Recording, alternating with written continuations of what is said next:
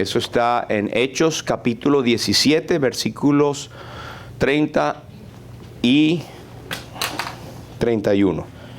Vamos a leerlo todos. Dice: pero Dios, habiendo pasado por alto los tiempos de esta ignorancia, ahora manda en todo lugar que se arrepientan, por cuanto ha establecido un día en el cual por aquel varón a quien designó, dando fe a todos con haberle levantado de los muertos. Hechos 17, 30 al 31. Pueden sentarse. Muchas gracias. Hay unas preguntas de reflexión que quiero hacer antes de comenzar.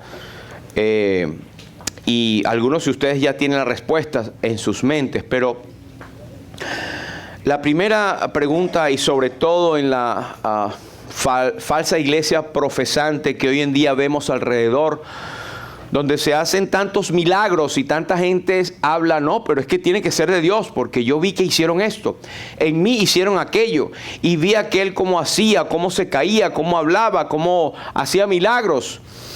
Pues mire lo que dice la Biblia, y con estas preguntas hago la reflexión. ¿Puede alguien profetizar en el nombre de Jesús sin conocerle? Cuando digo profetizar, es hablar acerca de Dios o de parte de Dios a tu vida.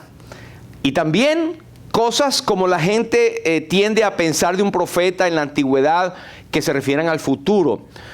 Recordamos que en la Biblia la palabra profetizar es hablar de parte de Dios. Sucede que en el Antiguo Testamento las promesas, como pensamos o dijimos ahorita en la reflexión, estaban relacionadas al futuro. Por eso las profecías se hablaban más de algo que vendría. Pero hoy en día los modernos profetas, si queremos llamarle, en la iglesia, son los que llevan la palabra de Dios escrita. No necesariamente tiene que ser algo en el futuro. Sin embargo, cuando usted lee la palabra, el 25% de lo que leemos en la palabra de Dios es referido a las cosas que vendrán. ¿Puede alguien profetizar en el nombre de Jesús sin conocerle? ¿Puede alguien echar fuera demonios en el nombre de Jesús sin tener el Espíritu Santo? Y esto abunda muchísimo. Hay iglesias que su único propósito es andar buscando cacería de brujas, como dice, para sacar demonios. ¿Puede alguien hacerlo sin tener el Espíritu Santo? Y lo decimos, hacemos énfasis en eso porque es el Espíritu Santo, el mismo Dios, ¿verdad?, que tiene el poder. Como Cristo, siendo Dios, podía sacar demonios. Él temporalmente dio a sus discípulos esa capacidad, pero los dones cesaron.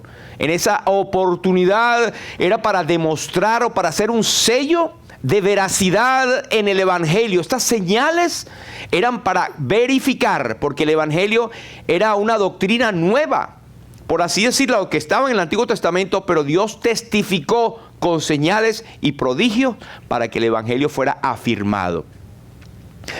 ¿Puede alguien realizar muchos milagros en el nombre de Jesús sin venir del poder de Dios? Muchos milagros, no un milagrito, muchos milagros. Y por último, ¿puede alguien adorar a Dios sin conocerle? Hay muchas personas que tienen en su vocabulario: yo amo a mi Diosito, yo le pido todos los días. Yo les confieso que a mí me choca un poco esa palabra. Usar Diosito, eso es casi como una falta de respeto para mí personalmente. Dios es nuestro Dios poderoso.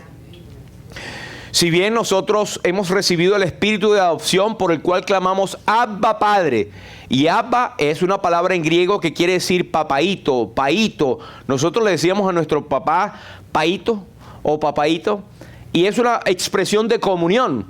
Por eso también el otro extremo no lo comparto mucho como, padre, usted sabe. Yo sé que hay lenguajes y, digamos, formas de respeto que la gente tiene en su familia y lo transfiere, no tengo problema. Pero recuerda que Dios está cerca de cada uno de nosotros. El apóstol Juan decía que de alguna manera palpando, y el apóstol Pablo también lo decía en Hechos 17, de alguna manera palpando, no está lejos de cada uno de nosotros. Pero ¿puede alguien adorar a Dios sin conocerle?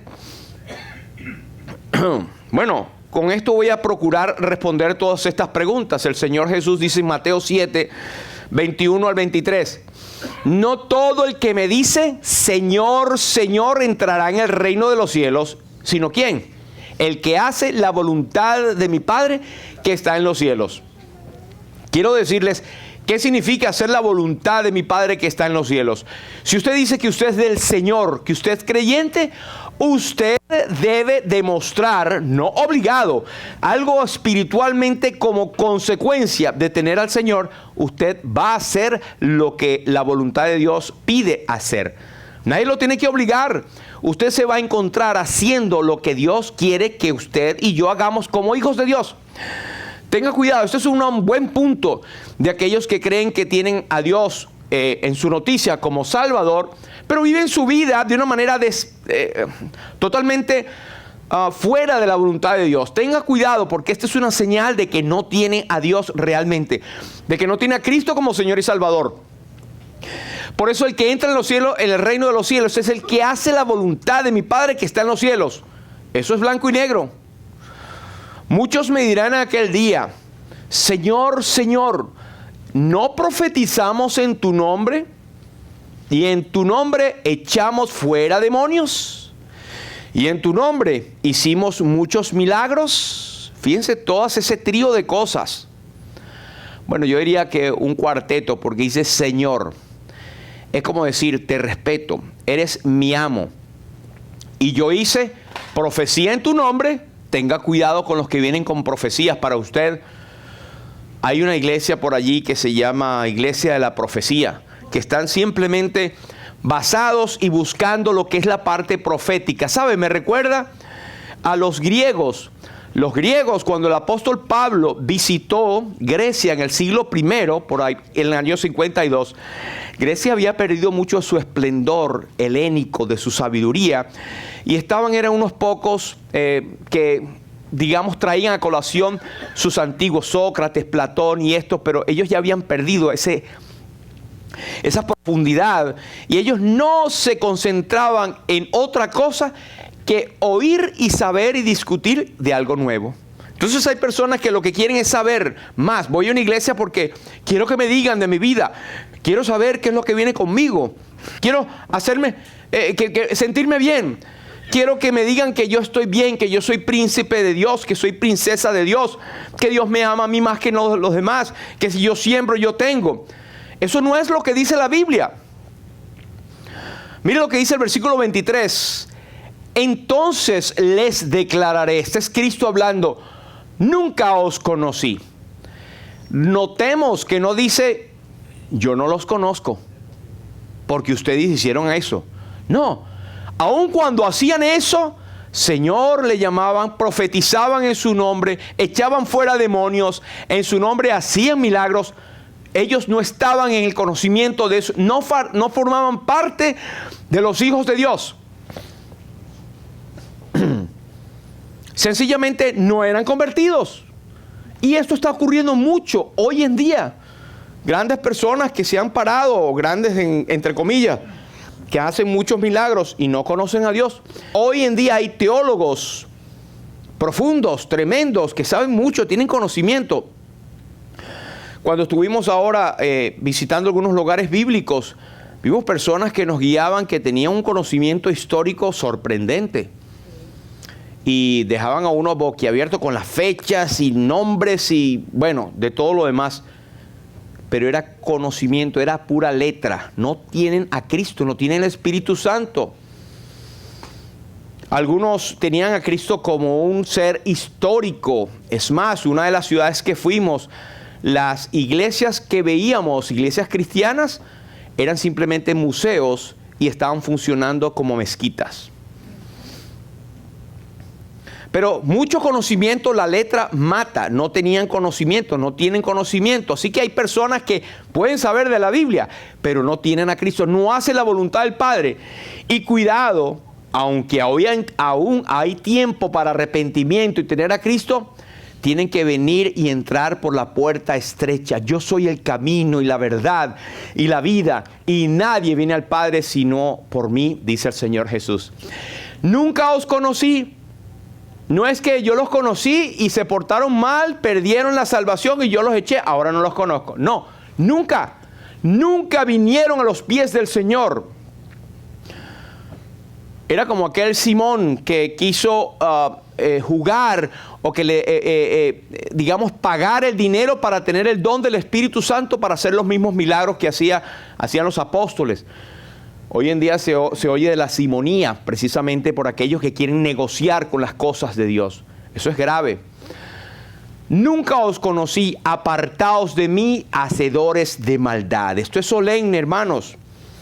Y esto es una advertencia a lo que hoy en día vemos. Pero eso existía en el tiempo del Señor.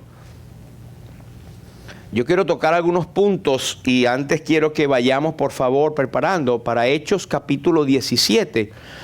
Versículo 16 al 34, por favor. Hechos capítulo 17, versículo 16 hasta el final. Todos van buscando, por favor.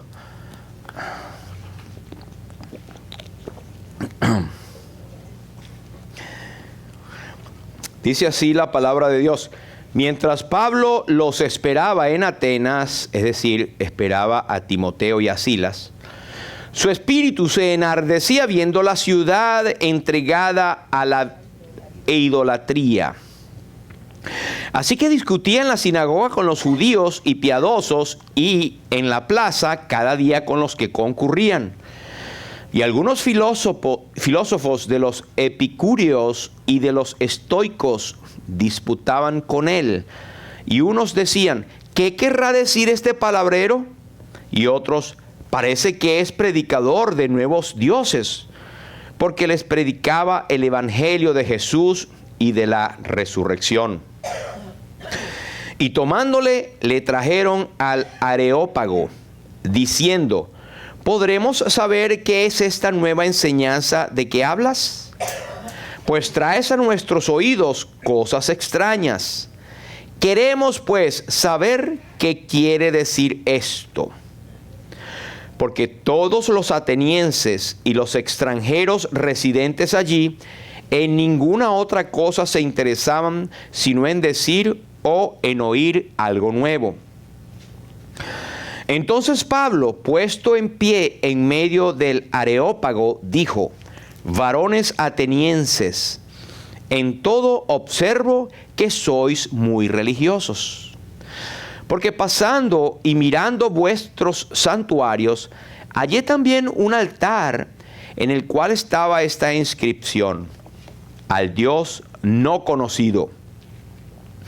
Al que vosotros adoráis, pues, sin conocerle, es a quien yo os anuncio. El Dios que hizo el mundo y todas las cosas que en él hay, siendo Señor del cielo y de la tierra, no habita en templos hechos por manos humanas, ni es honrado por manos de hombres como si necesitase de algo, pues Él es quien da a todos vida y aliento y todas las cosas. Y de una sangre ha hecho todo el linaje de los hombres, para que habiten sobre toda la faz de la tierra. Y les ha prefijado el orden de los tiempos y los límites de su habitación, para que busquen a Dios, si en alguna manera palpando puedan hallarle, aunque ciertamente no está lejos de cada uno de nosotros. Porque en Él vivimos y nos movemos y somos, como algunos de vuestros propios poetas también han dicho, porque linaje suyo somos. Siendo pues linaje de Dios, No debemos pensar que la divinidad sea semejante a oro o plata o piedra, escultura de arte y de imaginación de hombres. Pero Dios, habiendo pasado por alto los tiempos de esta ignorancia, ahora manda a todos los hombres en todo lugar que se arrepientan, por cuanto ha establecido un día en el cual juzgará al mundo con justicia por aquel varón a quien designó, dando fe a todos con haberle levantado de los muertos. Pero cuando oyeron lo de la resurrección de los muertos, unos se burlaban y otros decían, ya te oiremos acerca de esto otra vez. Y así Pablo salió de en medio de ellos. Mas algunos creyeron,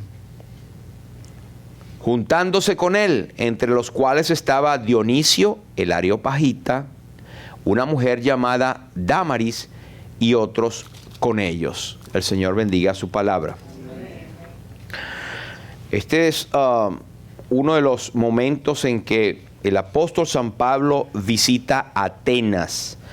Al poder nosotros tener la oportunidad de estar allí, uno se traslada, y muchas de las cosas que el apóstol Pablo vio en el primer siglo todavía están allí, y eso es sorprendente que uno también pueda contemplar eso. Pero este es un templo que es el templo de Acrópolis, se llama, y Acrópolis es toda ciudad que está en lo alto. Es un templo, digamos, está reconstruido, por supuesto, porque ha tenido varias guerras, se ha caído, etc. Pero la Acrópolis son monumentos a dioses, a divinidades de ellos que estaban en los lugares altos. Por eso se llama Acrópolis, una ciudad en lo alto. Y yo no sé si usted recordará que la continua exhortación que Dios tenía para el pueblo de Israel es que ellos no dejaban los lugares altos. Los lugares altos eran donde copiaban las culturas, posiblemente de la griega y otras, para adorar a dioses y caer en la idolatría en lugares altos, en lugares de montaña, tal vez con el propósito de estar más cerca del cielo y de pensar que la divinidad podía ser forma de cualquier tipo de estatua o de imagen, que el apóstol aquí lo refuta. Pero esto es testimonio del pasado y del paganismo. Y usted dirá, gracias a Dios que eso está abolido. No, pero hay muchas personas que están sumidas en la idolatría todavía y no necesitan tener un templo. Es más, me atrevo a decir que hay algunos que son cristianos, entre comillas, que creen que el lugar donde nos congregamos es el templo de Dios. ¿Sabía? La iglesia de Dios es el cuerpo de cristianos. Este es un local simplemente. Mañana podemos estar debajo de una mata de mango y es la misma iglesia bautista lumbrera que está allá. Y hay otros que tienen la idolatría por otras cosas. Cuando usted pone su corazón en algo, desvía su atención del Dios verdadero, usted está siendo un idólatra. Puede ser la familia. No, pero es que la familia, pastor, yo no voy a la iglesia porque mi familia es primero, y es verdad, es nuestro primer ministerio. Pero tengamos conciencia que muchas veces nosotros no nos congregamos porque la familia o algo más es más importante. No quisiera decir que hasta una película, hasta una, qué sé yo, un juego o un deporte también. Yo entiendo, muchas veces hay, y yo pasé por eso con mis hijos cuando estaban pequeños, por deporte que hacían los domingos. Qué casualidad, siempre los domingos. Pero lo que estamos hablando de patrones que se quedan allí y las personas van sacando de su vida a Dios y tienen otras cosas más importantes que Dios mismo. No estoy criticando, hermanos, diciendo que hay momentos en que se hace. Nuestros hijos hay que llevarlos, hay que incentivarlos, etc. Pero me estoy refiriendo a patrones en la vida que vamos sacando a Dios. Eso es idolatría. Entonces esta foto es real, estamos allí recientemente, esta semana estuvimos allí. Y ven esa cantidad de gente, y cuando caminábamos yo veía esa cantidad de gente que uno hace la práctica como tratar de ver si a alguien yo lo conozco. ¿Qué vas a conocer? A nadie conoces. pero una gran cantidad de ellos son personas que no tienen a Cristo, que van simplemente para ver un espectáculo, ver hacer turismo, ¿verdad? A propósito, el apóstol Pablo, cuando estuvo allí, estuvo en Atenas, él estaba observando y él no estaba haciendo turismo. Dice la palabra de Dios que el versículo 16, su espíritu se enardecía viendo la ciudad entregada a la idolatría. Y aunque no vimos a nadie adorando una imagen allí, están las imágenes del pasado que nos dicen de la historia del paganismo que tiene la gente y nos hace pensar cómo está hoy en día. Ahora la gente todavía tiene imágenes porque la religión popular ya están tratando de cambiarle el vocabulario, de decir no es la imagen. De hecho nos lo dijo la guía, que es cristiana ortodoxa, y ella dice, no, las imágenes, nosotros no adoramos la imagen, sino lo que representa la imagen. Really? Pero precisamente es lo que dice la Biblia. No te harás imagen de ninguna semejanza de lo que está arriba en los cielos y en la tierra y debajo de la tierra. Porque yo soy Jehová, tu Dios fuerte y celoso. Es que yo me imagino que es así y lo hago, pero yo estoy adorando a aquel. No, ya estás haciendo una imagen, ya es pecado, ya es idolatría. Entonces son personas que todavía están en la oscuridad a pesar de que tienen mucho conocimiento. Entonces el apóstol nos dice que se enardecía, se sentía indignado, sentía un corazón triste al ver la idolatría de tanta gente. Esto que está allí es una foto que tomamos precisamente de ese templo del Partenón o de la Acrópolis y estaba como a mano izquierda hacia abajo. Ven que es como una montaña. Yo me lo imaginaba distinto. El Areópago me imaginaba como una sala grandísima al aire libre, pero tal vez era así.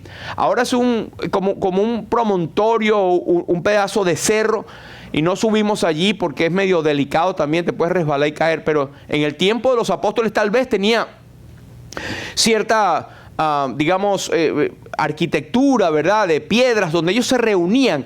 Era lo que la señora griega, por cierto, nos decía, era el bema. Y lo entendemos, el bema en la Biblia es tribunal.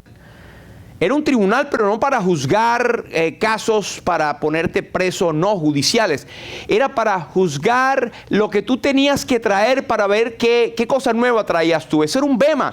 Gente que se sentaba, parece que tenían mucho tiempo ociosos para filosofar, para abrir, para debatir, para conversar y para decir qué es lo que tú estás predicando. Ese era el Areópago allí. Y antes del Areópago, el apóstol Pablo estaba en la parte de abajo que se llamaba la plaza, que era donde la gente inclusive tenía ventas de cosas y eso. Ahí estaba la plaza. Justamente nosotros llegamos a la plaza, que eso es esto que está acá. Eso es parte de la plaza. Y usted ve esa inscripción allí donde ellos atestiguan que históricamente es donde estaba el Areópago. Y está en griego, por supuesto, que esa es la parte donde se subía para ir al Areópago. Y en la parte de abajo, donde mucha gente estaba pasando. Por cierto, que al tener allí la meditación que nosotros, el Señor nos permitió tener, hubo personas que se paraban y oyeron la exposición del Evangelio que estábamos allí diciendo. Y estamos seguros que la palabra de Dios no vuelve vacía. Hay personas, muchos que hablaban castellano, que estaban por allí y escuchaban la palabra de Dios. Pero imaginamos en los tiempos del apóstol, que fue por el año 50, 52 después de Cristo, ya Atenas o Grecia había perdido ese fulgor de profundidad teológica o histórica, o de sabiduría. Esos grandes poetas habían pasado 300 años ya, que era Sócrates, Platón, etc. Sin embargo, esa plebe que estaba allí, o esa casta de gente griega, pues lo que estaban era buscando las cosas detrás históricamente y preguntaban. Había perdido mucho de ese fulgor helenístico. Sin embargo, el apóstol Pablo llega allí. Y yo quiero hacer notar varias cosas. Es que el apóstol primero, en el versículo 17, él discutía en la sinagoga con los judíos, porque ¿Cuál era el tema que él discutía con los judíos? Él llevaba el evangelio, un hombre que había sido puesto por Dios con una misión: traer el evangelio de Jesucristo. Pero él se encontraba allí con los de su propia nación que estaban todavía en el Antiguo Testamento. Y él les presentaba a Cristo como aquel que murió y resucitó. Pero también él tenía que entonces probar por las Escrituras y por Moisés acerca del Mesías que vendría. Pero su tema era otro cuando tenía que hablar en las plazas a los gentiles y atenienses, porque ellos no tenían una pizca de idea acerca del Nuevo Testamento. Entonces su tema era otro. Y aquí encontramos, hermanos, nosotros como creyentes, evangelizadores, una técnica o estrategia. Es bueno conocer la cultura hacia donde vamos. El apóstol Pablo estaba bien ducho. Aparte que él era ciudadano romano, los romanos absorbieron parte de la cultura helénica y hubo un momento que ellos lo dejaron como estaba y cambiaron los dioses, Artemisa por Diana de los Efesios. Nada más cambiaron los nombres, porque ellos vieron que Grecia superaba en sabiduría filosófica y en cultura y en arte a los mismos romanos. Pero el apóstol Pablo estaba bien ducho acerca de la historia y de cada una de las, hasta de los poetas. Cuando ellos dicen, como algunos de sus propios poetas han dicho, en el versículo 28, por ejemplo: porque en él vivimos y nos movemos y somos, como algunos de vuestros propios poetas también han dicho, porque linaje suyo somos. Esos poetas que el apóstol San Pablo estaba citando eran Epiménides y Arato, dos filósofos de la antigüedad que dijeron eso. Hablaban de que somos linaje del Dios al que no conocían. Pero el versículo 18 dice: y algunos filósofos de los epicúreos y de los estoicos disputaban con él, y unos decían: ¿qué querrá decir este palabrero? Y otros: parece que es predicador de nuevos dioses, porque les predicaba el evangelio de Jesús y de la resurrección. Estos dos señores, que era Epicurio y los epicúreos, el versículo 18, perdón, y los estoicos, ¿verdad? Ahí están. Estos eran dos filósofos también que estaban en la antigüedad, que Pablo pudo, digamos, tomar referencia histórica. Estos discípulos de Epicuro o Epicuro era del 341 al 270 antes de Cristo, y ellos buscaban el placer por puro placer y creían que el conocimiento era lo único que bastaba para llegar a los dioses. Ellos no creían en resurrección, no creían en el juicio final, es más, no creían en ese Dios, pero por si acaso íbamos a hacer un altar. Esos eran los epicúreos. Y los estoicos también eran seguidores de este hombre, Zenón, que tenía el pensamiento de que ellos podían tener valor en sí mismo, en sufrir cualquier tipo de cosas sin que nadie viera que está sufriendo. Una cosa extraña. Por eso es que usted oye, no, la persona estoicamente se paró y dijo tal cosa. O a pesar del sufrimiento, el estoico se conoce por aquel que es capaz de sobrepasar todas las circunstancias sin que se vea que está sufriendo. Eran orgullosísimos, pero los dos negaban la existencia de un Dios poderoso y de que teníamos que dar cuentas a Él en algún momento. Y con estos dos grupos el apóstol se encontró. Pero él se enardecía a ver todas esas imágenes que estaban allí. Nosotros vimos algunas. Por ejemplo, mira esta que está aquí. No sé qué dios es esa, con cara de mujer, con cuerpo de gato, con alas de águila. Por si acaso se pelaban de una. Ahí tenían otras a mano derecha. Aquí tenían otras que están, estas deidades de mujeres que estaban en los templos del Partenón también. Y los clásicos que usted ve a mano derecha también, representaciones de Dios, de Zeus, de Aquiles, de Apolos, de todos estos dioses que ellos pensaban que influían sobre sus vidas, pero ellos tenían que fabricarlos.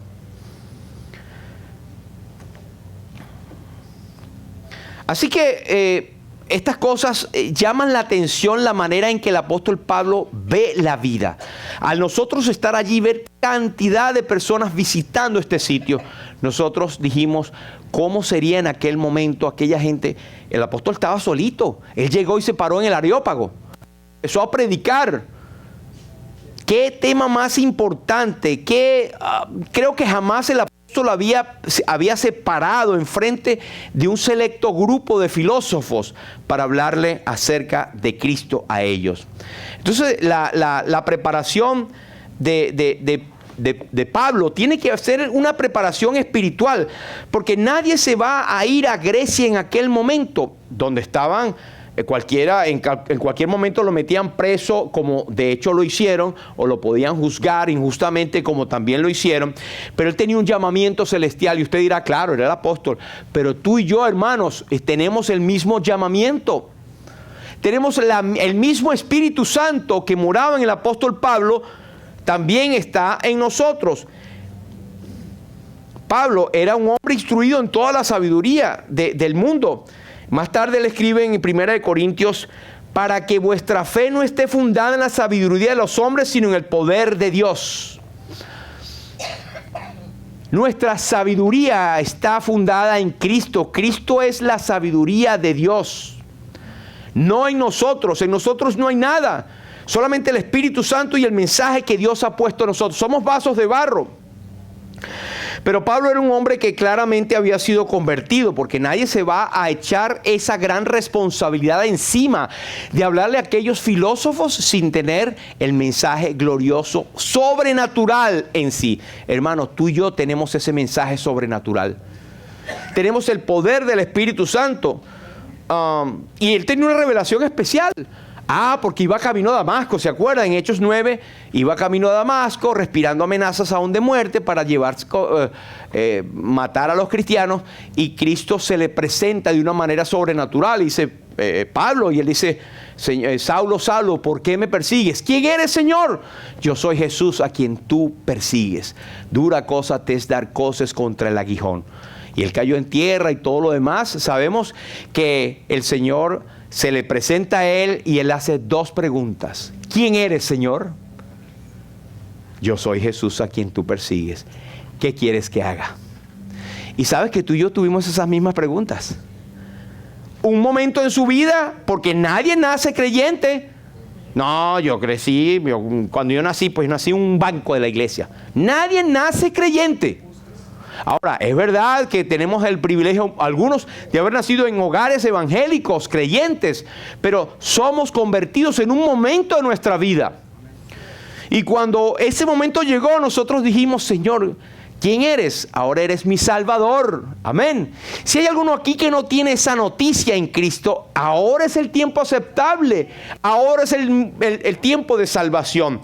Dice la Biblia, si oyes hoy su voz, no endurezcas tu corazón. Cristo murió en la cruz del Calvario, el mismo mensaje que Pablo predicaba. Derramó su sangre por ti, fue sepultado y resucitó con poder al tercer día. Ese es un mensaje viejo, es antiguo, pero no tiene caducidad. Hasta el momento en que Él venga, entonces sí se va a cerrar esa puerta de oportunidad de salvación. Por eso hoy es el tiempo aceptable. Que lo estamos viendo a través de una experiencia del apóstol Pablo en la Biblia. Estamos leyendo la Biblia y ese mismo Cristo es que te puede salvar de cualquier situación que tú te encuentres. A los griegos, pues, los salvó de la idolatría. No a todos, porque hubo 3 resultados allí que vamos a ver después. Pero también el apóstol tenía esa comisión concreta del resucitado. En Hechos 9 y 15, el Señor dice, ve, porque instrumento escogido me es este para llevar mi nombre en presencia de los gentiles y de reyes y de los hijos de Israel. O sea, a todos. Y tenía que estar preparado. Hermano, ¿estás tú preparado? Primera de Pedro nos dice, hermano, estad preparados para presentar defensa con mansedumbre y reverencia ante todo el que os demande razón de la esperanza que está en vosotros. ¿Cómo te preparas, hermano? Privadamente, leyendo la palabra, pero también en la iglesia. La iglesia es el único lugar sobrenaturalmente fundado por Cristo donde podemos crecer. donde el Espíritu Santo actúa de una manera especial para desarrollar los dones. Tú no puedes quedarte en tu casa solito. Yo aprendo allí. Yo me pongo a escuchar, como estos años atrás existía Family Radio con un señor que se llamaba, no me acuerdo, pero él decía que no necesitabas ir a la iglesia, que te quedaras en la casa oyendo radio. Eso no es lo que dice la Biblia. La Biblia dice, no dejando de congregarse como algunos tienen por costumbre. Esta es una de las maneras en que Dios nos levanta y nos edifica, hermanos, a través de las reuniones en la iglesia. Amén. Por supuesto, está lo privado también. Pero el apóstol Pablo era un hombre que había sufrido mucho en el servicio de Cristo. Él decía en Gálatas 6 y 17, de aquí en adelante nadie me cause molestias porque yo traigo en mi cuerpo las marcas del Señor Jesús. Él había padecido por el Señor Jesús. Pero Cristo ya había dicho, yo le voy a mostrar cuánto es necesario padecer por mi nombre, porque él había perseguido a los cristianos y les había hecho pasar por calamidades y los había entregado, los había asesinado. Ahora él estaba pasando en carne propia eso. Pero también es un hombre con un alma encendida de amor para con sus semejantes, hermanos. Cuando nosotros vemos a unas personas, cualquiera que sea, pensemos en su alma. No veamos lo físico, sino veamos más allá de lo que está obvio. No mirando las cosas que se ven, es verdad que es otro contexto, pero nosotros tendemos a juzgar por la mirada, ¿es así?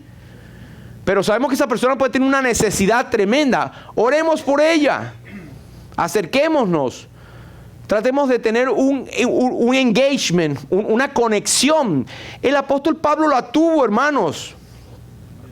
El apóstol, cuando no podía hablarle de Moisés, de los profetas, ¿qué dijo a los atenienses? Versículo 22, varones atenienses, en todo observo que sois muy religiosos. O sea, ni le estaba regañando, ni estaba dejando de regañarles. Son religiosos. Eso es como neutro, ¿verdad?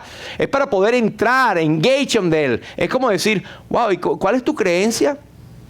¿Qué es lo que tú piensas? ¿Qué es lo que tú crees? ¿Verdad? Porque veo que eres muy religioso. Él buscó una forma de conexión, pues Dios te ha dado a ti la sabiduría y el Espíritu Santo, la instrucción en su palabra, el conocimiento, para tú entrar a hablarle a Cristo a los demás. Pero ¿no te ha pasado que a veces no haya por dónde entrar? ¿Será que tú, qué sé yo, tuve un cuchillo en el piso y digo, wow, recogiendo este cuchillo, ¿sabes que los cuchillos matan? ¿Y sabes que el que mata también va al infierno? No sé, por ahí te baja. Pero algo hay que buscar, hermano, hay que pedirle al Señor sabiduría. Era un hombre con un alma encendida para con sus semejantes, que no conoce el temor y está preparado para presentar defensas con mansedumbre y reverencia. En 1 de Corintios 1 y 22, él dice, porque los judíos piden señales y los griegos buscan sabiduría, mas para los llamados, así judíos como griegos, Cristo, poder de Dios y sabiduría de Dios. Él sabía que los judíos buscaban señales para poder creer en el evangelio, pero los griegos sabiduría. Y él para ellos mostraba los aspectos que Dios tiene para eso. Cristo es la sabiduría de Dios. Por eso en Colosenses, por cierto, lo estamos estudiando, que él presentaba a Cristo, no, vosotros estáis completos en él, porque en Cristo tenemos todo. Pero también es un predicador, Pablo, que tiene siempre un mensaje. En Romanos 1 y 14 dice, a los griegos y a los no griegos, a sabios y a no sabios, soy deudor, porque no me avergüenzo del evangelio, porque es poder de Dios para salvación a todo aquel que cree, al judío primeramente y también al griego. No podemos hacer distinciones, pero sí en el contexto histórico, para poder entrar a hablarle del evangelio, tenemos que conocer de la historia, hermanos. Porque en el evangelio la justicia de Dios se revela por fe y para fe, como está escrito, mas el justo por su fe vivirá. Lo segundo que queremos ver acá es la preparación. Dice que su espíritu se enardecía. Y sabe que dicen los historiadores que habían más imágenes o estatuas que hombres en la ciudad de Atenas. Algunos hablan de más de 45,000 estatuas Estaba lleno de idolatría. Pero otra vez, por si acaso se pelaban en uno, al Dios no conocido. Eso fue lo que el Espíritu Santo le indicó. Y otra cosa muy circunstancial, hermanos, que a veces nosotros pensamos, ¿cómo iré a hacer cuando llegue allá? ¿Cómo le voy a hablar? ¿Cómo presento el Evangelio a mi familia? Órale. No es en mexicano, sino ora al Señor. Órale pues, ora al Señor. Él dará las circunstancias. Él mostrará la salida. Mira, aquellos griegos estaban hambrientos de conocer algo nuevo, no de conocer el Evangelio, sino de conocer y saber algo nuevo. Y Dios utilizó esa hambre por la sabiduría para que Pablo pudiese entonces presentarse y ellos querer saber algo de eso. Eso lo preparó Dios. Dios va a acomodar el terreno. Dios no llama a los preparados, Dios prepara a los que llama. Y Dios siempre va a mostrar la manera para nosotros ser portavoces del Evangelio de Jesucristo. Hay algunos que dicen, caramba, yo no puedo ser evangelista, no puedo hablar del Evangelio por mi trabajo, qué sé yo no tengo tiempo, soy estudiante. Pero es que precisamente eso es. Dios te ha puesto en donde estás, con tu trabajo, con tu profesión, con lo que sea, para que seas un portavoz. En ese lugar Cristo te puso para que seas una luz. Dice la Biblia que nosotros somos como luminares en el mundo, en medio de una generación perversa y maligna. Tenemos que resplandecer donde quiera que estemos. Así que tengamos en cuenta algo, que a veces vamos a sentir esa frustración de ver que las personas, tú le hablas de Cristo y le puedes hablar con ese gozo de la salvación, de lo milagroso, de lo poderoso que es el Señor. Y la persona, y tienes otra cosa. Bueno, provoca sacudirlos, ¿verdad? Pero no somos nosotros los que transformamos. Nosotros tenemos la responsabilidad de presentar el mensaje del Evangelio, ya sea hablado o actuado. No actuado en forma hipócrita. Es que el Evangelio se mueva a través de nosotros. Estamos hablando de esas regiones donde el apóstol fundó iglesias en Turquía actual, donde no se puede, no hay libertad de culto, no hay libertad de expresión. Supimos de una persona misionera que creo que traspasó un poco los límites y empezó a debatir en público. Y lo sacaron, lo expulsaron, siendo ciudadano de allí, completamente, y teniendo toda su familia de allí. Pero, hermanos, podemos modelar a Cristo. Estuvimos en una ocasión donde dos de las personas que están acá pudieron hablar y tener relación directa con una persona que a la vez conocía a alguien en Caracas, y ahí empezaron a hablar y le hablaron de Cristo. ¿Por qué? Preguntó otro en el Gran Bazar. Él preguntó, ¿y de dónde son ustedes? ¿Qué andan haciendo? Andamos en una caminata, digamos, de iglesia. Sí, iglesia, ¿qué son? Y ahí Dios abrió la puerta para predicarle a Jesucristo. Le dijo, muchas gracias. Una persona que de otra manera, tú no le puedes predicar el Evangelio, pero Dios abre la puerta, aunque sea uno. Hermanos, y aquí en los Estados Unidos tenemos la oportunidad de evangelizar mucha gente que tiene conexiones afuera también. Pero el púlpito que él utilizó, él se paró en medio del Areópago y él empezó a declararles el Evangelio de Jesús y de la resurrección. En 2 Corintios 2 y 7 el apóstol dice, mas hablamos sabiduría de Dios en misterio, la sabiduría oculta, la cual Dios predestinó antes de los siglos para nuestra gloria, la que ninguno de los príncipes de este siglo conoció, porque si la hubiesen conocido, nunca habrían crucificado al Señor de gloria. Antes bien, como está escrito, cosas que ojo no vio, ni oído oyó, ni han subido en corazón de hombre, son las que Dios ha preparado para los que le aman.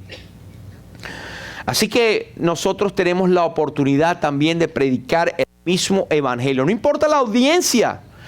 Yo no sé aquí quienes necesiten este mensaje. Lo que sé es que Dios me lo puso en el corazón y estoy seguro que Dios lo va a usar para su gloria en sus corazones, para edificarnos a nosotros los creyentes. Y si hay alguno que no tiene a Cristo, que no tiene paz en su corazón, pues este es el mismo evangelio, el cual dijo, no hay paz para los impíos, pero yo he venido para que tengan esa paz también. Justificados pues por la fe, tenemos paz para con Dios por medio de nuestro Señor Jesucristo. Y Él es nuestra paz. Cristo puede traer paz al corazón más atribulado que pueda haber en esta mañana, cualquiera sean las circunstancias. Así que no importa si son epicúreos, si son estoicos, si usted es seguidor de Zenón, digamos filosóficamente hablando, aunque estos grupos estaban en contradicción con la palabra de Dios, profesando ser sabios, se hicieron necios. Así que el sermón no fue escrito, no tiene estas ayudas que nosotros tenemos ahora. Él es el Espíritu Santo lo que le daba a hablar. Por supuesto, nosotros que no somos apóstoles tenemos que prepararnos porque nuestra mente es muy débil y somos muy ignorantes. Pero Él les habló cuando Él dijo: veo a un altar que dice al Dios no conocido. Él tocó varios puntos allí. Primero, el Dios no conocido, al que ustedes adoran sin saber, es el que yo les predico. Él dijo allí enfrente, en su cara, hay un Dios que ustedes no conocen. Pero también, como estaban los estoicos y los epicúreos, Él habló de la existencia y el poder creador. Él dice: el Dios que hizo el cielo, el mundo y todas las cosas que tienen ahí. Es decir, que todos esos dioses que tenían ahí se quedaban pequeñitos, porque Él estaba predicando el Dios que hizo todas las cosas. 2, Él habló en el versículo 25, Él no es honrado por manos humanas, es decir, que no necesita estos templos. Estos templos que ustedes ven acá, Dios no los necesita. Ustedes están adorando al Dios equivocado. El versículo 26, sí, y de una sangre ha hecho todo el linaje de los hombres. Fíjense que no está hablando de que ha hecho todo el linaje de los hijos de Dios, sino de los hombres. Todos somos creación de Dios, pero no todos son hijos de Dios. Somos hijos de Dios por medio de la fe en Jesucristo. A los suyos vino y los suyos no le recibieron, mas a todos los que le recibieron, a los que creen en su nombre, les dio potestad de ser hechos hijos de Dios. Pero también habló de la necesidad que tiene el hombre para ese Dios que ellos no conocían. En el versículo 27, para que busquen a Dios. Esos que estaban allí, ustedes tienen que buscar a Dios. Y ellos lo escuchaban con atención. También habló de la universalidad de la presencia de Dios. Un Dios omnipotente era el que él estaba predicando cuando dice en el versículo 27, ciertamente no está lejos de cada uno de nosotros. Esos fueron mensajes poderosos de la palabra de Dios que cayó en el corazón de todos allí. Pero por supuesto, no encontró buena tierra en todos. Algo que el mismo Dios es la fuente de toda la vida. Cuando él dice en el versículo 28, en él vivimos y nos movemos y somos. Es decir, ustedes epicúreos, ustedes, todos los que están acá, cualquiera sea su Dios, ustedes se mueven porque Dios quiere que se muevan, y ese es el Dios que yo estoy predicando. Algo que no deberíamos hacer, no deberíamos pensar que la divinidad sea semejante a oro, porque ellos tenían esculturas de oro. Y también algo que deberíamos hacer es que Dios ahora manda a todos los hombres en todo lugar que se arrepientan, por cuanto ha establecido un día en el cual juzgará al mundo con justicia, y señala por aquel varón a quien designó, ese Jesús que ustedes no conocen, dando fe a todos con haberle levantado de los muertos. Hermanos, y siempre, yo les comentaba a algunos hermanos, nuestro mensaje del Evangelio debe siempre ir a la raíz, debe ir a Cristo, su sangre derramada, su muerte y su resurrección. Si no, no hemos hablado del Evangelio.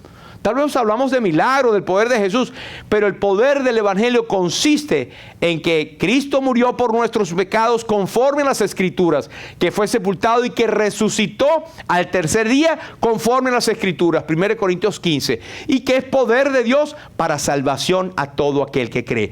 Ese mismo poder, esa misma verdad está latente y disponible en este momento. Tal vez eres creyente, pero no estás viviendo en el poder del Evangelio. Hoy es el tiempo aceptable. Amístate con Dios. Confiesa lo que tengas que confesar al Señor y ven a Él dispuesto a servirle. No vivas tu vida desperdiciándolo. Hay algunos que son creyentes. No podemos juzgar la salvación, pero Él nos dice, por su fruto los conoceréis. Pero están desperdiciando sus vidas pensando, soy creyente, voy de vez en cuando, etcétera, y digo que soy evangélico. Y no te están viviendo la voluntad del Padre. Y si hay alguno que no tiene a Cristo, pues aún peor, ese sí es peligroso. Porque el que cree en el Hijo tiene vida eterna, pero el que rehúsa creer en el Hijo, el que desobedece al Hijo no verá la vida, sino que la ira de Dios está sobre él. 3 resultados. 1, algunos se burlaban, versículo 32. B, o 2, otros dudaban. Ya te oiremos acerca de esto otra vez. Pablo jamás volvió a Atenas. Aquellos que no aceptaron ese mensaje en ese momento están hoy en la eternidad perdidos para siempre. Y 3, algunos creyeron. El evangelio es poder de Dios para salvación. Dionisio, el jefe de los del Areópago allí, creyó en el Señor, y también una mujer llamada Dámaris creyó en el Señor. Así que no podemos esperar que todos vengan al conocimiento de la verdad, pero a nosotros se nos ha dado predicar el evangelio, y el crecimiento lo da Dios. Para concluir, número 1, debemos tener corazones ardientes por el perdido, cualquiera sea su condición o situación. Orar por él y tener corazones como Cristo tuvo, como Cristo ve a la gente. Número 2, tenemos que estar preparados. Si nos preparamos para el mundo, está bien, pero tenemos que estar preparados siempre para la defensa del evangelio. Número 3, busca conexiones, puntos en común para evangelizar, ya sea la familia, ya sea la historia, ya sea el país. Hay muchos puntos que Dios te va a dar, pero hay que estudiar, hay que ver, hay que estar en el contexto. Número 4, deja el resultado al Señor. Él traerá su fruto a su tiempo. Amén.